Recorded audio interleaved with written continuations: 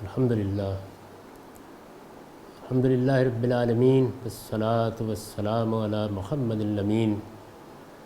اعوذ باللہ من الشیطان الرجیم بسم اللہ الرحمن الرحیم۔ خواتین و حضرات، ہم سورہ مائدہ کی آیت 32 سے درس کی ابتدا کر رہے ہیں۔ اس سے پیچھے انسان کی سرکشی کا ذکر ہوا، اس میں حابیل و قابیل کے واقعے سے قرآن مجید نے اس حقیقت پر متنبہ فرمایا کہ انسان پر جب خواہشات نفس کا غلبہ ہو جاتا ہے تو حقائق اس کی نگاہ سے اوجھل ہو جاتے ہیں اور وہ اپنے نفس کے ہاتھوں مجبور ہو کر اپنے بھائی تک کو قتل کرنے کے درپے ہو جاتا ہے۔ انسان کی یہ سرکشی جب سامنے آ گئی تو اس کو بنیاد بنا کر اللہ تعالیٰ نے اس کو اپنا قانون دیا۔ اس کے یہ معنی نہیں ہے کہ انسان کی سرشت میں اس فجور سے اس کا پروردگار واقف نہیں تھا۔ انسان کو جو چیزیں بھی دی گئی ہیں وہ پہلے خود اس کے سامنے ظہور پذیر ہوئی ہیں، اس کے بعد اللہ تعالیٰ نے اپنا قانون دیا ہے تاکہ وہ اس قانون کا اور اپنی فطرت یا اپنی سرشت میں ان داعیات کا باہمی تعلق سمجھ سکیں۔ چنانچہ ارشاد فرمایا ہے من اجل ذالک، یہ جو سرکشی پیچھے بیان ہوئی ہے اس کی طرف ذالک سے اشارہ کیا کہ انسان کی یہی سرکشی ہے، یہی وہ سبب ہے، یہی وجہ ہے کہ ہم نے کیا کیا، کتبنا علی بنی اسرائیل، ہم نے جب موسیٰ کو شریعت دی تو بنی اسرائیل پر فرض کر دیا۔ کتبنا علی بنی اسرائیل، کیا فرض کر دیا؟ یہ فرض کر دیا کہ انہو من قتل نفسا بغیر نفس و فساد فی الارض، کہ جس نے کسی ایک انسان کو قتل کیا اس کے بغیر کہ اس نے کسی کو قتل کیا ہو یا اس نے زمین میں کوئی فساد برپا کیا ہو، تو اس نے کیا کیا، فَكَأَنَّمَا قَتَلَ النَّاسَ جَمِيعًا، اس نے گویا تمام انسانوں کو قتل کر دیا۔ وَمَنْ أَحْيَاهَا، اور جس نے کسی ایک انسان کو زندگی بخشی، فَكَأَنَّمَا أَحْيَا النَّاسَ جَمِيعًا، اس نے گویا تمام انسانوں کو زندگی بخش دی۔ یہ قرآن مجید کا وہ لافانی بیان ہے جس میں اس نے نہ صرف یہ کہ قتل سے متعلق قانون کی طرف اشارہ کر دیا ہے بلکہ قتل کس درجے کا جرم ہے اس کو بھی واضح کر دیا ہے۔ انسانی جان کو اس کے پروردگار کے نزدیک کیسی حرمت حاصل ہے یہ اس آیت میں واضح فرمایا ہے، یعنی یہ بتایا ہے کہ انسانی جان کی حرمت کوئی معمولی چیز نہیں ہے۔ اگر ایک انسان کی جان لے لی جاتی ہے تو اس کے معنی یہ ہے کہ پوری انسانیت کا خاتمہ کرنے کے لیے اقدام کر لیا گیا ہے۔ اس سے یہ حقیقت واضح فرمائی کہ امن ہوگا، سلامتی ہوگی، انسانی جان کی حرمت کو قائم رکھا جائے گا، انسان کے مال کی حرمت کو قائم رکھا جائے گا، انسان کی آبرو کی حرمت کو قائم رکھا جائے گا، تو یہ دنیا خدا کے بتائے ہوئے راستے پر چلے گی۔ اور اگر یہ حرمتیں پامال کر دی گئیں تو پھر گویا انسانیت نے خودکشی کرنے کا فیصلہ کر لیا ہے، یعنی اس کے معنی یہ ہوں گے کہ انسان خود اپنے قتل کے درپے ہو گیا ہے، وہ خود اپنا خاتمہ کر لینا چاہتا ہے۔ اس حقیقت سے یہ بات سمجھائی کہ اللہ تعالیٰ کی شریعت میں انسانی جان سے متعلق اگر یہ سخت قانون نازل کیا گیا ہے تو اس کے پیچھے کیا چیز ہے، یعنی اس کو کوئی معمولی جرم نہیں سمجھنا چاہیے کہ ایک انسان کی جان لے لی جائے۔ یہ ایک طرف اپنے ابنائے نو کے خلاف ایک جرم کا ارتکاب ہے، دوسری جانب خدا کے مقابلے میں غیر معمولی سرکشی ہے۔ اس کے معنی یہ ہے کہ اللہ تعالیٰ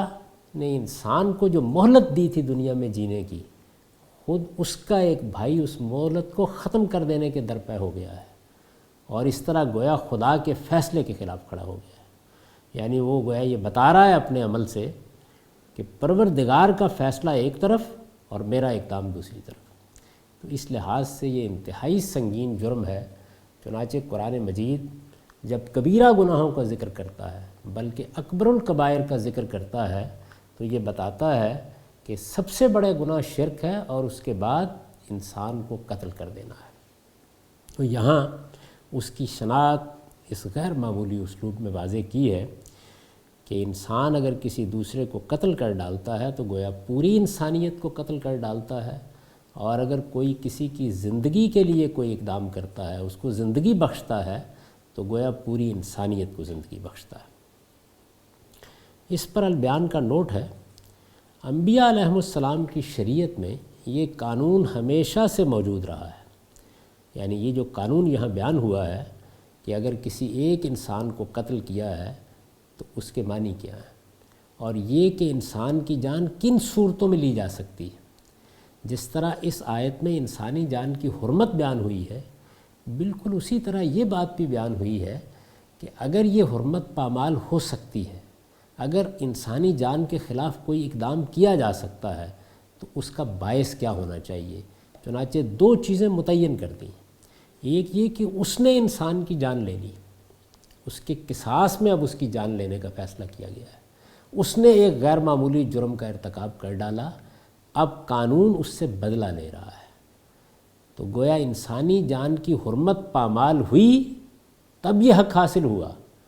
کہ اب اس شخص کی جان بھی لے لی جائے۔ اور دوسری چیز یہ بتائی کہ وہ انسان کی جان مال آبرو کے درپے ہو گیا، اس نے فساد برپا کرنے کا فیصلہ کر لیا، اس نے دنیا کے امن کو ختم کر لینے کا فیصلہ کر لیا۔ یہ بھی غیر معمولی جرم ہے۔ ظاہر ہے کہ اس میں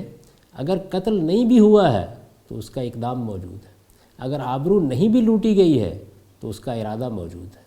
اگر مال نہیں بھی چھینا گیا ہے تو اس کے لیے خواہش موجود ہے۔ اور انسان جب ارادہ کر لیتا ہے، کسی چیز کی خواہش اس پر غلبہ پا لیتی ہے، جب وہ جذبات سے مغلوب ہو جاتا ہے اور یہ فیصلہ کر لیتا ہے کہ اس کو دنیا کا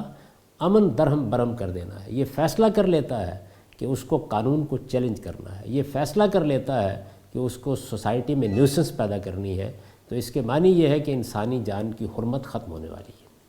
چنانچہ ان دو چیزوں کو متعین کر دیا ہے، اور اس طرح گویا یہ بات بھی واضح کر دی ہے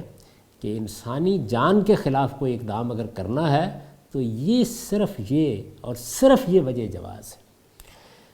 تو میں نے لکھا ہے کہ انبیاء علیہم السلام کی شریعت میں یہ قانون ہمیشہ سے موجود رہا ہے۔ یہود کا حوالہ محض ان کی شقاوت و شرارت کو نمایاں کرنے کے لیے آیا ہے۔ یعنی یہ جو بات کہی گئی ہے کہ ہم نے بنی اسرائیل پر یہ لکھ دیا تھا،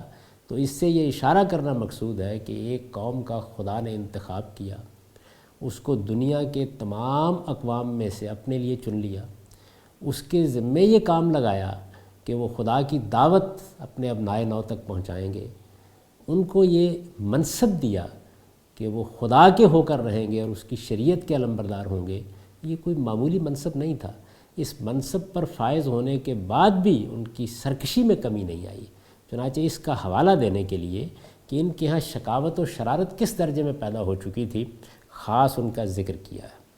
اس کے یہ معنی نہیں ہے کہ یہ بنی اسرائیل کے لیے خاص کوئی قانون ہے، یعنی اس سے یہ مدعا نہیں ہے قرآن مجید کا کہ وہ یہ بتانا چاہتا ہے کہ یہ ہم نے بنی اسرائیل کے لیے ایک قانون نازل کیا تھا۔ زندگی کی، کائنات کی ابدی حقیقتیں یہ کبھی ایک قوم کے لیے ایک اور دوسری قوم کے لیے دوسری نہیں ہوتی، یہ تو اصل دین ہے۔ اس سے متعلق جب شریعت وجود میں آتی ہے، کوئی قواعد مقرر کیے جاتے ہیں، تو ان میں البتہ تمدن کی تبدیلی کے ساتھ کچھ اختلاف کیا جاتا ہے۔ تو فرمایا کہ یہ جو قانون ہم نے دیا، اس کا پس منظر یہ ہے، بنی اسرائیل کی شقاوت اور شرارت ہے جس کی وجہ سے اللہ تعالیٰ نے خاص طور پر ان کا ذکر کیا۔ چنانچہ نوح علیہ السلام اور ان کی ذریت کو جو ہدایت اس معاملے میں کی گئی تھی، وہ بائبل کی کتاب پیدائش میں اس طرح مذکور ہے۔ یعنی نوح علیہ السلام تو بنی اسرائیل کے انتخاب سے بہت پہلے ہوئے۔ سیدنا آدم علیہ السلام کے بعد جو نمایاں ترین شخصیت انبیاء علیہم السلام میں ہے، وہ نوح علیہ السلام کی شخصیت ہے۔ تو نوح علیہ السلام کے حوالے سے بائبل کی کتاب پیدائش بیان کرتی ہے کہ ان کو بھی یہی قانون دیا گیا تھا۔ چنانچہ اس میں لکھا ہے کہ آدمی کی جان کا بدلہ آدمی سے اور اس کے بھائی بند سے لوں گا، جو آدمی کا خون کرے اس کا خون آدمی سے ہوگا، کیونکہ خدا نے انسان کو اپنی صورت پر بنایا ہے۔ تو یہ حوالہ بتا رہا ہے کہ قصاص کا یہ قانون، بدلے کا یہ قانون، انسانی جان کی حرمت کا یہ قانون ہمیشہ سے خدا کی شریعت میں رہا ہے۔ یہود کا حوالہ محض ان کی شقاوت اور ان کی شرارت کو نمایاں کرنے کے لیے آ گیا۔ اس کے بعد میں نے لکھا ہے کہ اس قانون کی وضاحت آگے سلسلہ بیان کے آخر میں ہوگی، یعنی یہاں تو اصول بیان کر دیا، انسانی جان کی حرمت کس درجے میں ہے یہ بیان کر دیا، یہ حرمت کس صورت میں ختم ہو جاتی ہے اس کو واضح کر دیا۔ گویا انسانی جان سے متعلق اللہ تعالیٰ نے اپنا نقطہ نظر یہاں بیان کر دیا، قانون کی وضاحت نہیں کی۔ چنانچہ اس قانون کی وضاحت آگے سلسلہ بیان کے آخر میں ہوگی، یعنی یہ جو سلسلہ بیان یہاں سے شروع ہوا ہے، جب یہ اپنے خاتمے کو پہنچے گا تو وہاں قانون کی وضاحت بھی کر دی جائے گی۔ قتل نفس کی سنگینی کو واضح کرنے کے لیے قصاص کا اصل فلسفہ یہاں بیان کر دیا، یعنی قصاص کا قانون کیوں دیا جا رہا ہے، انسانی جان کے بارے میں اللہ تعالیٰ نے یہ کیوں لازم کر دیا ہے کہ اس کا بدلہ لیا جائے گا اور اس کے بدلے میں خود اس انسان کی جان لے لی جائے گی۔ یہ جو غیر معمولی ہدایت ہے، اس کی بنیاد کیا ہے، اس کی حکمت کیا ہے، اس کا فلسفہ کیا ہے، اس کو پہلے یہاں بیان کر دیا ہے۔ اس فلسفے کی روح سے جو فرائض اس قانون کے ماننے والوں پر عائد ہوتے اور جن ذمہ داریوں کے وہ مکلف ٹھہرتے ہیں، وہ استاذ امام امین احسن اصلاحی کے الفاظ میں یہ ہے، یعنی انہوں نے اس کا خلاصہ بیان کر دیا۔ وہ لکھتے ہیں، ایک یہ کہ ہر حادثہ قتل پوری قوم میں ایک ہلچل پیدا کر دے، یعنی قرآن مجید نے جو اسلوب یہاں اختیار کیا ہے وہ اس بات کا تقاضا کرتا ہے کہ جب قتل ہو جائے تو اس کو انفرادی واقعہ نہ سمجھا جائے، بلکہ یہ سمجھا جائے کہ پوری انسانیت کے خلاف ایک اقدام ہو گیا، پوری انسانیت تڑپ اٹھے، پوری قوم تڑپ اٹھے کہ ہمارے درمیان سے ایک شخص کی جان لے لی گئی ہے۔ یہ غیر معمولی واقعہ، یہ غیر معمولی حادثہ سب لوگوں کو متنبع کر دے، سب کو اٹھا دے، سب کو بیدار کر دے،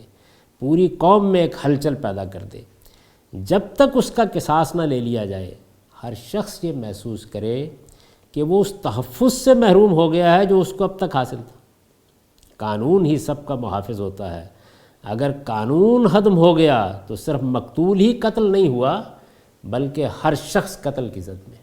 یعنی یہ وہ پیغام ہے جو یہ آیت دے رہی ہے، یہ بتا رہی ہے کہ ایک انسان کا قتل اگر ہوا ہے تو اس کے اثرات یہ ہونے چاہیے،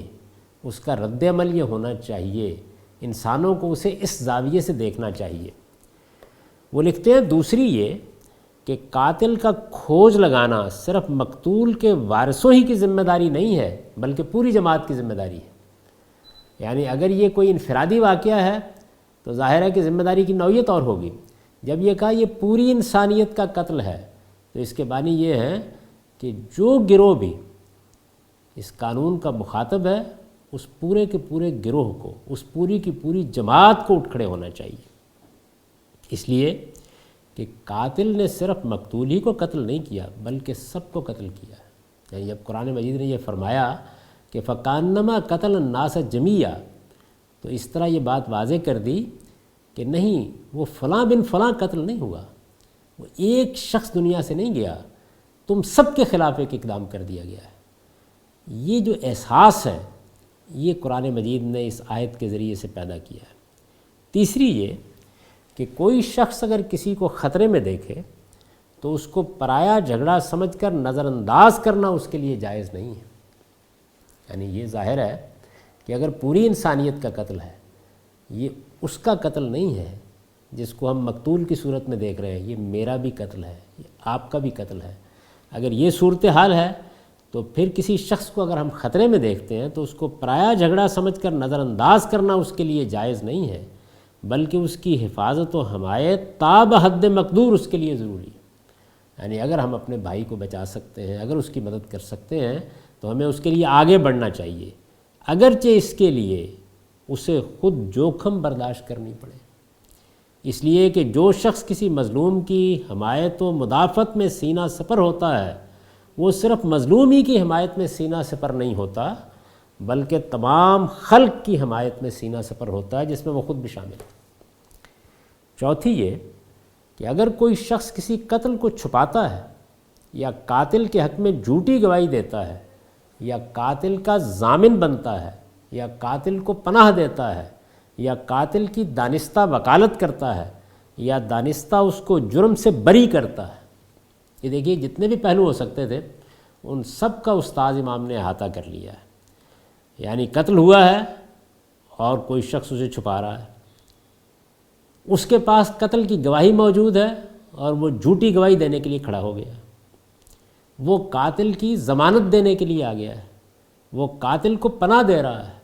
وہ جانتے بوجھتے قاتل کی وکالت کرتا ہے، یا قاضی کی کرسی پر بیٹھ کر دانستہ اس کو بری کرتا ہے۔ یعنی اس پر واضح ہو گیا، مقدمے کے حقائق سے یہ بات بالکل مبرہن ہو گئی کہ قاتل یہی ہے، اور وہ دانستہ اس کو بری کرتا ہے۔ تو وہ لکھتے ہیں کہ وہ گویا خود اپنے اور اپنے باپ، بھائی، بیٹے کے قاتل کے لیے سب کچھ کرتا ہے، کیونکہ ایک کا قاتل سب کا قاتل ہے۔ یہ حقیقت میں یہ جتنی باتیں لکھی گئی ہیں یہ قرآن مجید کے اس جملے کے مضمرات ہیں، فَكَأَنَّمَا قَتَلَ النَّاسَ جَمِيعًا۔ پانچویں یہ کہ کسی مقتول کے قصاص کے معاملے میں مقتول کے وارثوں یا حکام کی مدد کرنا بھی در حقیقت مقتول کو زندگی بخشنا ہے۔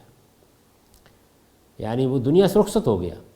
لیکن اب اگر اس کا قصاص لے لیا جاتا ہے، اب اگر اس کے قصاص کے لیے مقتول کے وارثوں کی مدد کی جاتی ہے، اب اگر حکام کو صحیح حقائق بتائے جاتے ہیں، تو یہ گویا فَكَأَنَّمَا أَحْيَا النَّاسَ جَمِيعًا کے تحت ہے، اس لیے کہ قرآن میں ارشاد ہوا ہے کہ قصاص میں زندگی ہے۔ یہ وہ حقائق ہیں کہ جو اس آیت میں پوشیدہ ہیں، ان کو اگر سامنے رکھیں تو یہ اندازہ ہوتا ہے کہ ایک جملے میں در حقیقت ایک جہان معنی سمیٹ لیا گیا ہے۔ یہ ایک کوزہ ہے جس میں ایک دریا بند کر دیا گیا ہے۔ تو ارشاد ہوا وَمَنْ أَحْيَاهَا فَكَأَنَّمَا أَحْيَا النَّاسَ جَمِيعًا، جس نے ایک انسان کو زندگی بخشی اس نے گویا تمام انسانوں کو زندگی بخش دی۔ اس کے بعد ارشاد فرمایا وَلَقَدْ جَاءَتْهُمْ رُسُلُنَا بِالْبَيِّنَاتِ ثُمَّ إِنَّ كَثِيرًا مِّنْهُمْ بَعْدَ ذَلِكَ فِي الْأَرْضِ لَمُسْرِفُونَ۔ بنی اسرائیل کے حوالے سے چونکہ ذکر ہوا تھا تو اس کے اوپر یہ استدراک فرمایا ہے کہ اتنی بات ہی نہیں کہ ہم نے یہ قانون ان کو بتا دیا تھا، یہ حقیقت ان پر واضح کر دی تھی، اس لافانی اسلوب میں یہ بات لکھ کے ان تک پہنچا دی تھی، یہ بات تورات میں تالمود میں ان سے کہہ دی تھی۔ صرف اتنا ہی نہیں ہوا، فرمایا اس کے ساتھ یہ بھی حقیقت ہے کہ ان پر اتمام حجت کے لیے ہمارے پیغمبر ان کے پاس نہایت واضح نشانیاں لے کر آئے۔ وَلَقَدْ جَاءَتْهُمْ رُسُلُنَا بِالْبَيِّنَاتِ، ہمارے پیغمبر ان کے پاس واضح نشانیاں لے کر آئے۔ یعنی یہ بات محض کہہ کر نہیں چھوڑ دی گئی، بلکہ پے در پے نبیوں کا سلسلہ جاری ہوا اور انہوں نے آ کر ان پر حجت تمام کر دی، یہ حقیقت ہر لحاظ سے واضح کر دی، اس کی شناخت کئی پہلوؤں سے انہیں سمجھا دی۔ یہ اس پہلو سے ذکر کیا ہے کہ اللہ تعالیٰ نے کتنے غیر معمولی اہتمام کے ساتھ یہ بات اپنی کتابوں کے ذریعے سے، اپنی پیغمبروں کے ذریعے سے بنی اسرائیل تک پہنچائی تھی۔ ارشاد ہوا لیکن اس کے باوجود ان میں سے بہت سے ہیں ثم ان کثیرا منہم بعد ذلک فی الارض لمسرفون، جو حدود سے تجاوز کرنے والے ہیں، یعنی پھر زمین میں فساد برپا کرنے والے ہیں، پھر اس صورتحال کو نہ سمجھ کر اقدامات کرنے والے ہیں۔ کتنے لوگ ہیں جو زمین میں اس کے بعد بھی زیادتیاں کرتے ہیں، تعدی کرتے ہیں، دوسروں کی جان، مال اور آبرو کے درپے ہو کر زندگی بسر کرتے ہیں۔ تو یہ گویا تبصرہ کیا کہ ایسا نہیں ہے کہ یہ حقیقت فطرت میں الہام کی گئی اور انسان اس الہام کو سمجھنے میں غلطی کھا گیا، یا اس پر کچھ تربیت کے پردے پڑ گئے اور وہ اس کی آواز نہیں سن سکا۔ اللہ تعالیٰ نے اس کو لکھا، اپنی کتابوں میں نازل کیا، اپنے پیغمبروں کے ذریعے سے اس کی وضاحت کی، ہر پہلو سے اتمام حجت کر دیا، لیکن اس کے باوجود لوگوں کا حال یہی رہا کہ وہ حدود سے تجاوز کرتے ہیں اور زمین میں فساد پیدا کرنے سے باز نہیں آتے۔ اس پر البیان کا نوٹ ہے یعنی پہلے بھی حدود سے تجاوز کرتے رہے ہیں، اب بھی کر رہے ہیں، بنی اسرائیل پر تبصرہ کیا ہے، اب بھی کر رہے ہیں، اور خدا کے پیغمبروں کی طرف سے اتمام حجت کے باوجود سرکشی اور فساد کی وہ روش چھوڑنے کے لیے تیار نہیں ہیں جو انہوں نے ہمیشہ سے اختیار کر رکھی۔ یعنی جو طریقہ ان کا رہا وہ ساری تاریخ میں رہا، انبیاء علیہم السلام کی بعثت کے باوجود رہا، اور اب رسالت میں آپ صلی اللہ علیہ وسلم جب ان کی طرف مبعوث ہو گئے ہیں تو اس وقت بھی یہ اسی روش پر قائم ہے۔ تو ارشاد ہوا کہ اب اگر یہ اس سے باز نہیں آتے، یہ ذہن میں رکھیے کہ پیچھے بیان کر دیا گیا ہے کہ انسان کی جان کو بے شک یہ حرمت حاصل ہے، اور یہ اب پیغمبر کے بھی در پہ ہیں اور پیغمبر کے ساتھیوں کے بھی در پہ ہیں، یہ سرکشی پر اتر آئے ہیں، یہ وہ کچھ کرنا چاہتے ہیں جو حابیل کے ساتھ اس کے بھائی قابیل نے کیا تھا۔ اسی ذیل میں یہ سارا واقعہ سنایا گیا تھا، یعنی یہ آمادہ فساد ہو گئے ہیں۔ اب معاملہ صرف اتنا نہیں رہا کہ یہ اختلاف کر رہے ہیں یا بات نہیں مان رہے ہیں یا ایمان نہیں لا رہے ہیں، نہیں، یہ چاہتے ہیں کہ پیغمبر اور ان کے ساتھیوں کو زمین سے مٹا دیں، یہ چاہتے ہیں کہ اگر ان کے لیے ممکن ہو سکے تو ان کی جان لے لیں۔ اب یہ آمادہ فساد ہیں، یہ پیغمبر کی دعوت کو تسلیم کرنے کے لیے تیار نہیں تھے، یہ پہلا مرحلہ تھا۔ اس سے آگے بڑھ کر اب یہ پیغمبر کی جان کے در پہ ہونے والے ہیں۔ تو ارشاد فرمایا کہ ان کو بتا دو کہ انسانی جان کو یہ حرمت حاصل ہے، اور ہم نے یہ سب باتیں ان کے لیے لکھ دی تھیں، اور اسی میں یہ بتا دیا کہ یہ ذہن میں رکھو کہ تمہارے لیے بھی اگر تم فساد برپا کرتے ہو تو حرمت کی یہ دیوار اٹھا دی جائے گی۔ چنانچہ اسی پر آگے بات کو آگے بڑھایا ہے کہ اب انہیں یہ بات بتا دی جائے، ان پر یہ بات واضح کر دی جائے کہ انما جزاء الذین یحاربون اللہ ورسولہ ویسعون فی الارض فسادا ان یقتلوا او یصلبوا او تقطع ایدیہم وارجلہم من خلاف او ینفوا من الارض ذالک لہم خزی فی الحیاۃ الدنیا ولہم فی الآخرۃ عذاب عظیم۔ تو ارشاد فرمایا کہ اب یہ بات ان پر واضح کر دی جائے، انہیں بتا دیا جائے کہ جو اللہ اور اس کے رسول سے لڑیں گے اور زمین میں فساد پیدا کرنے کی کوشش کریں گے، یعنی یہ چونکہ اب پیغمبر کے خلاف آمادہ جنگ ہے، پیغمبر کے خلاف تعدی اور زیادتی پر اتر آئے ہیں، اب یہ پیغمبر کے مقابلے میں کھڑے ہونے کی تیاری کر رہے ہیں، اور یہ چاہتے ہیں کہ جو نظم اس وقت قائم ہو گیا ہے، پیغمبر کو جو حیثیت یثرب میں حاصل ہو گئی ہے، یہ فساد برپا کر کے اس کا خاتمہ کر دیں۔ یہ بات جو فرمائی ہے یہ کیا چیز ہے؟ یعنی اللہ اور رسول سے لڑیں گے، زمین میں فساد پیدا کرنے کی کوشش کریں گے۔ بڑی جامع تعبیرات ہیں یہ، میں نے اس پر لکھا ہے اللہ کا رسول دنیا میں موجود ہو اور لوگ اس کی حکومت میں اس کے کسی حکم یا فیصلے کے خلاف سرکشی اختیار کر لیں تو یہ اللہ اور رسول سے لڑائی ہے۔ یعنی اللہ کا پیغمبر جب دنیا میں موجود ہے تو خدا براہ راست حکومت کر رہا ہوتا ہے،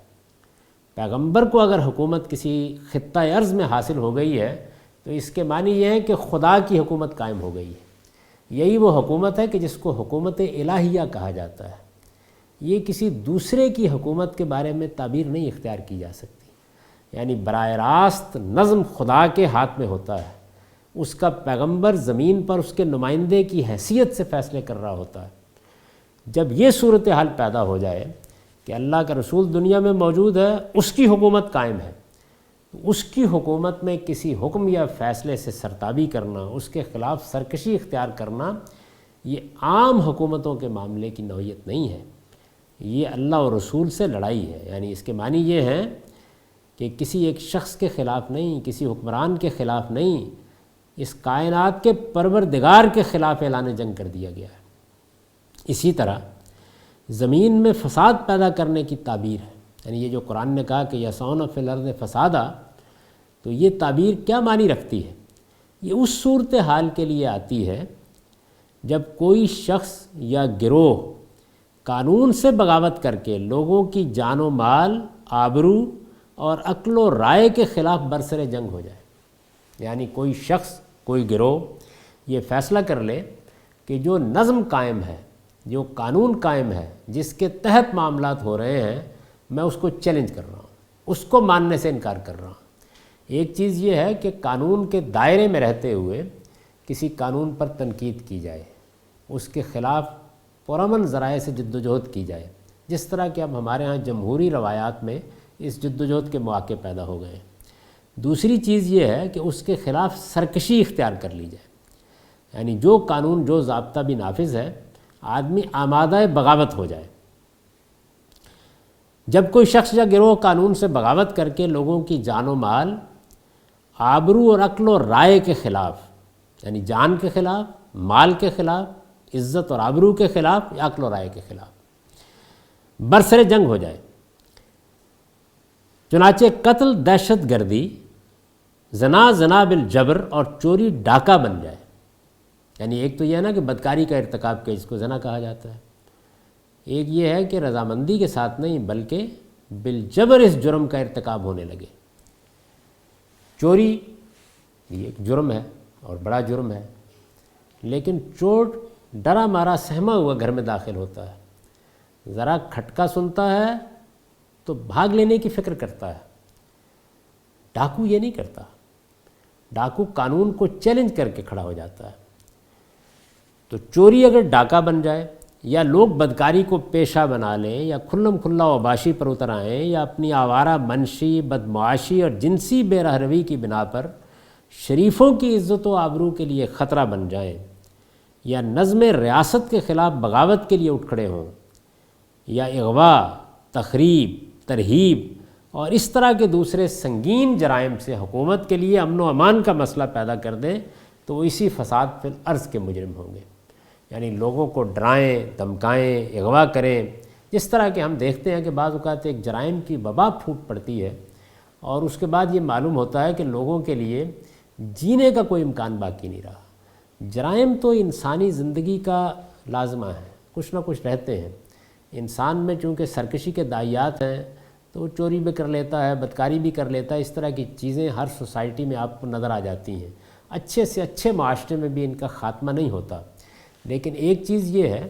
کہ انسان جرم کرتا ہے، سوسائٹی کے مقابل میں کھڑا نہیں ہوتا، جرم کرتا ہے قانون کے مقابل میں کھڑا نہیں ہوتا، جرم کرتا ہے لیکن آمادہ بغاوت نہیں ہوتا۔ سرکشی ایک بالکل الگ چیز ہے۔ جب سرکشی کی نوبت آ جائے، اس کی مختلف صورتیں یہاں میں نے گنوا دی ہیں، اگر یہ صورت پیدا ہو جائے تو پھر اس کو فساد فی الارض سے تعبیر کیا جائے گا۔ یعنی اس کے معنی یہ ہوں گے کہ اب نیوسنس پیدا کی جا رہی ہے، سوسائٹی کو چیلنج کیا جا رہا ہے۔ یہ وہ چیز ہے جس کو پچھلی آیت میں فرمایا تھا او فساد فی الارض، وہی چیز ہے جس کو پھر یہاں لے لیا کہ اگر اس وقت خدا کا پیغمبر دنیا میں موجود ہے، اس کی حکومت میں لوگ خدا کے خلاف اعلان جنگ کر دیتے ہیں، سرکشی کا رویہ اختیار کرنا، حکم نہ ماننا، مقابلے میں کھڑے ہو جانا، یہ در حقیقت اللہ اور رسول سے لڑنے کے لیے نکل کھڑا ہونا ہے۔ تو یحاربون اللہ و رسولہ کی تعبیر اس کے لیے آئی۔ اور جرائم جب یہ صورت اختیار کر لیں، جس میں سے 3 بڑے جرائم کو لے کر میں نے اس کو اس طرح بیان کیا ہے کہ زنا زنا نہ رہے، وہ زنا بالجبر بن جائے، چوری محض چوری نہ ہو، وہ ڈاکہ بن جائے، اور قتل محض قتل نہ رہے، وہ دہشت گردی کی صورت اختیار کر لے، جس طرح کہ اس وقت ہمارے معاشرے کی صورتحال ہے۔ جب جرائم یہ صورت اختیار کر لیں تو اس وقت پھر یہ عام جرائم نہیں رہتے، قرآن کی تعبیر کے مطابق انہیں پھر فساد سے تعبیر کیا جاتا ہے۔ یہاں جو فرمایا کہ یسعون فی الارض فسادا، تو اس کے معنی یہ ہے، آیت میں اس کے لیے یسعون اور یحاربون وغیرہ کی صورت میں جمع کا اسلوب اختیار کیا گیا ہے۔ یعنی جو اسلوب، جو طریقہ بیان کرنے کا اختیار کیا گیا ہے، یہ اس بات کی طرف اشارہ ہے کہ جرم اگر جتھا بنا کر ہوا ہے تو اس کی سزا بھی انفرادی حیثیت سے نہیں بلکہ اس جتھے کو جتھے ہی کی حیثیت سے دی جائے گی۔ ایک پورا کا پورا گروہ آ گیا اور اس نے ڈاکہ ڈالا، اس نے دہشت گردی کا ارتکاب کیا، اس نے زنا بالجبر کا ارتکاب کیا۔ اگر یہ صورت ہے تو یہ ضروری نہیں ہے کہ ایک ایک شخص کے معاملے کی تحقیق کی جائے، گروہ پر مقدمہ ثابت ہے تو پھر اس پورے گروہ کے خلاف قانون حرکت میں آ جائے گا۔ چنانچہ مجرموں کا کوئی گروہ اگر فساد فی الارض کے طریقے پر، اوپر وضاحت ہو گئی ہے کہ فساد فی الارض کا طریقہ کیا ہے، اگر فساد فی الارض کے طریقے پر قتل، اغوا، زنا،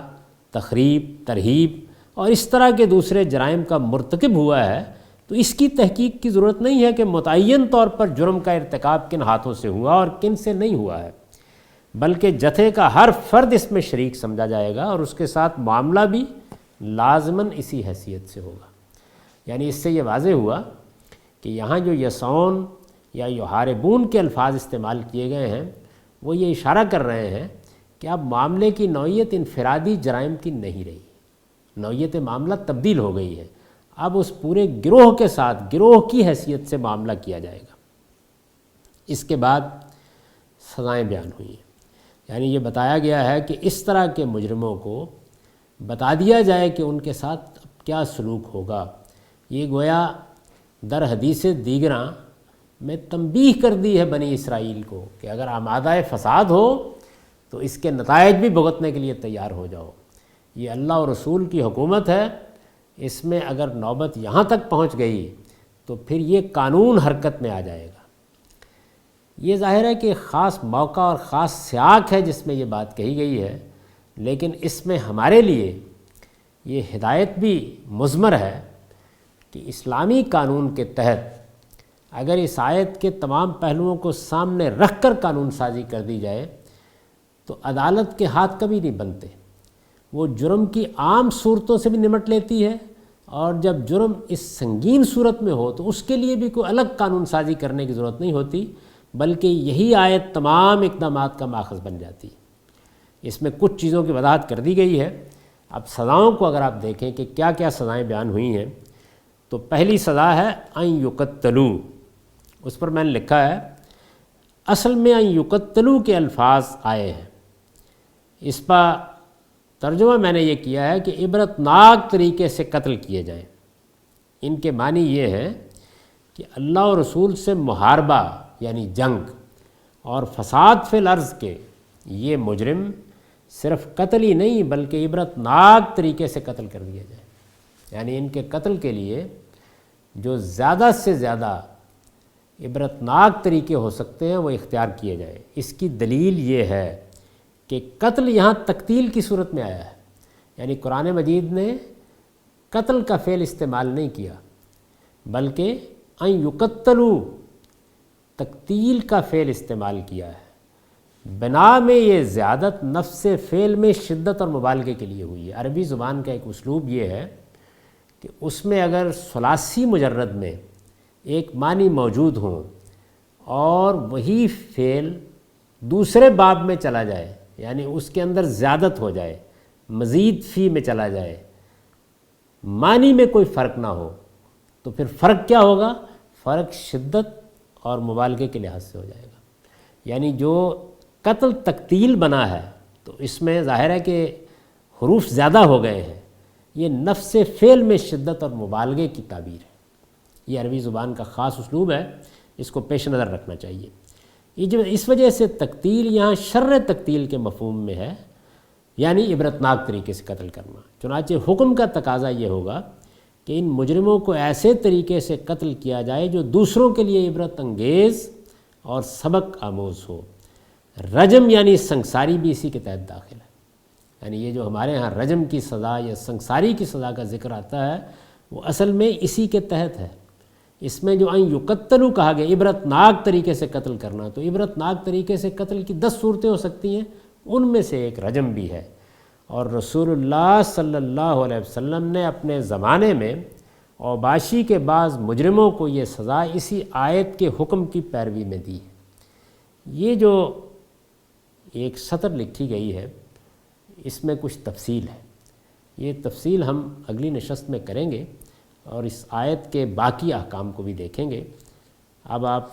سادہ ترجمہ سن لیجیے۔ ارشاد فرمایا ہے انسان کی یہی سرکشی ہے جس کی وجہ سے ہم نے موسیٰ کو شریعت دی تو اس میں بنی اسرائیل پر فرض کر دیا کہ جس نے کسی ایک انسان کو قتل کیا اس کے بغیر کہ اس نے کسی کو قتل کیا ہو یا زمین میں کوئی فساد برپا کیا ہو تو اس نے گویا تمام انسانوں کو قتل کر دیا، اور جس نے کسی ایک انسان کو زندگی بخشی اس نے گویا تمام انسانوں کو زندگی بخش دی۔ پھر یہی نہیں، اس کے ساتھ یہ بھی حقیقت ہے کہ ان پر اتمام حجت کے لیے ہمارے پیغمبر ان کے پاس بہت نہایت واضح نشانیاں لے کر آئے۔ پھر یہی نہیں، اس کے ساتھ یہ بھی حقیقت ہے کہ ان پر اتمام حجت کے لیے ہمارے پیغمبر ان کے پاس نہایت واضح نشانیاں لے کر آئے، لیکن اس کے باوجود ان میں سے بہت سے ہیں جو حدود سے تجاوز کرنے والے ہیں۔ انہیں بتا دیا جائے کہ جو اللہ اور اس کے رسول سے لڑیں گے اور زمین میں فساد پیدا کرنے کی کوشش کریں گے، ان کی سزا پھر یہی ہے کہ عبرتناک طریقے سے قتل کر دیا جائے۔ اقول قولی ھذا واستغفر اللہ لی ولکم ولسائر المؤمنین۔